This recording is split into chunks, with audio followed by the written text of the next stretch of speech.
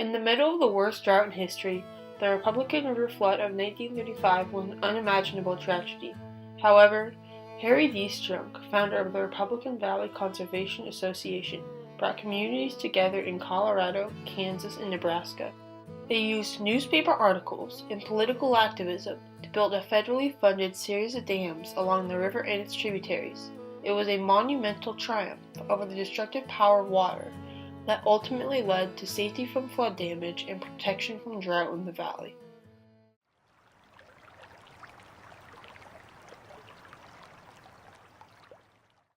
When President Lincoln signed the Homestead Act in 1862, settlers began moving west in search of free land where they could claim a homestead and build a future.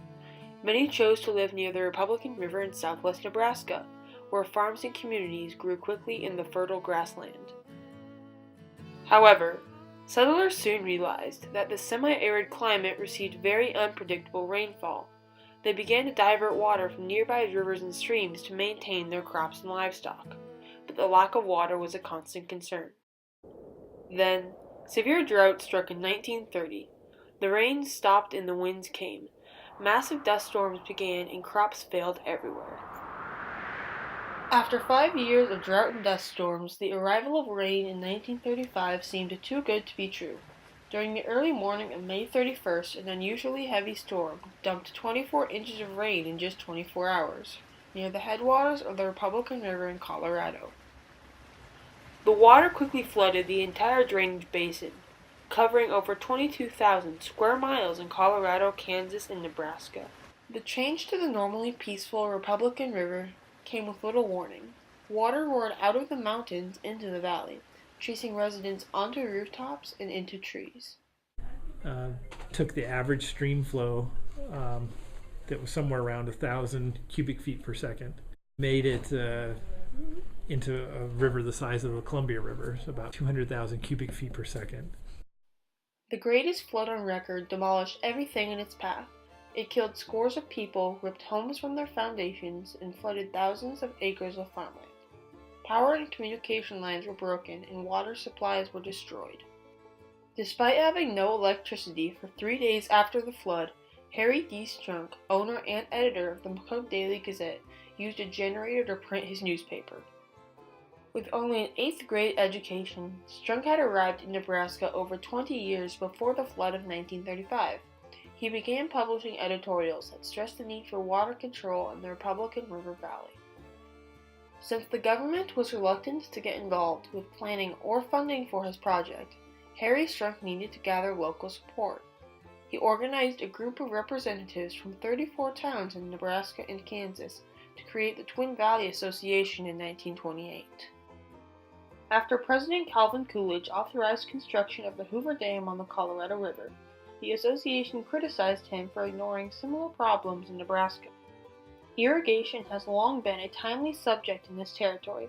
From the time of the first settlers, we have sat idly by and watched the waters of the Republican, Frenchman, and their tributaries run away to the Mississippi to be wasted. The Twin Valley Association then organized a flood control conference for the 14 semi-arid western states. By discussing how upstream waters could be controlled, the conference laid the groundwork for the development of the entire Missouri River Basin. They had 8 governors, probably the most governors in McCook at one time in the history of this state. Immediately following the flood control conference, Strunk was optimistic about the future of water along the Republican River. Unfortunately, the issue of flood control fell into the background as the nation faced depression, drought, and dust storms in the early 1930s. It would take a natural disaster in the form of the 1935 Republican River flood for the urgency of his vision to be understood. The tragedy focused immediate national attention on the valley. It also reminded government officials of the plan proposed at the McCook Flood Control Conference 5 years earlier. Strunk and the McCook Daily Gazette sponsored a Republican Valley Reconstruction Jubilee just 5 months after the flood. The 3-day conference invited people together to celebrate the heroes who had survived the tragedy. Politicians in attendance brought more attention to the fight for water control through radio broadcasts and newspaper articles. Beginning with the Flood Control Act of 1936, A more uniform flood control policy was established. It represented an expansion of the federal government's role in future disasters and included the power to authorize surveys. However, when the Army Corps of Engineers surveyed the Republican River Basin, they recommended only building one dam on the river, nearly 80 miles downstream from McCook. Because over 100 lives were lost and most of the property damage occurred on the upper reaches of the river during the flood of 1935, Harry Strunk demanded a second look at the entire drainage area, from its southern extremities to its headwaters, as a single flood control unit. He then created the Republican Valley Conservation Association to represent the concerns of 30 communities along the river. They hired lobbyist Emma O. Ryan and campaigned for a series of dams that would work together throughout the entire watershed. Their energetic lobbying campaign led the Corps of Engineers to reopen their study of flood control benefits in the upper basin. Meanwhile, the Bureau of Reclamation began their own study to determine the potential for irrigation in the valley. By joining flood control and irrigation, it was concluded that development of the upper basin was feasible. However, with World War II in progress and supplies needed for the war effort, construction of dams did not begin immediately. Even so, the RVCA encouraged negotiations between Colorado, Kansas, and Nebraska to promote the development of the Tri-State Compact in 1943. This plan was needed for fair distribution of water between the states and to allow the use of federal dollars in future construction. In 1944, the Pick-Sloan Plan finally combined flood control and irrigation on the Republican River.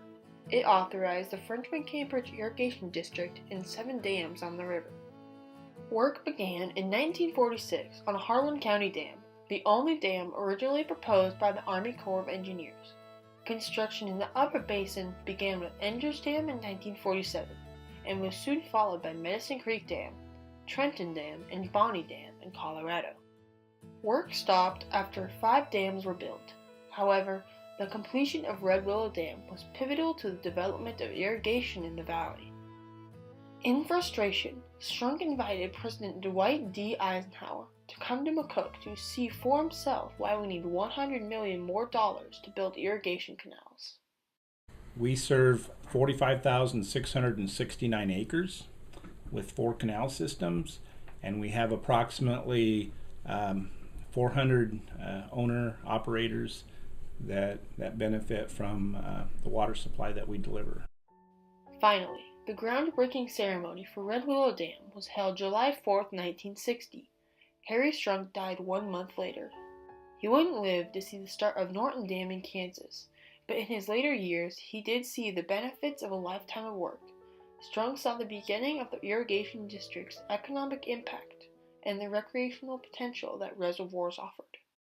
Each year, the Army Corps of Engineers estimates how much value these reservoirs have saved in flood damage, and that number is millions of dollars a year.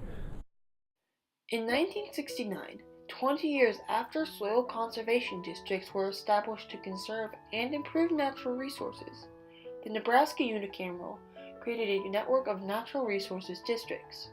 NRDs are unique to Nebraska.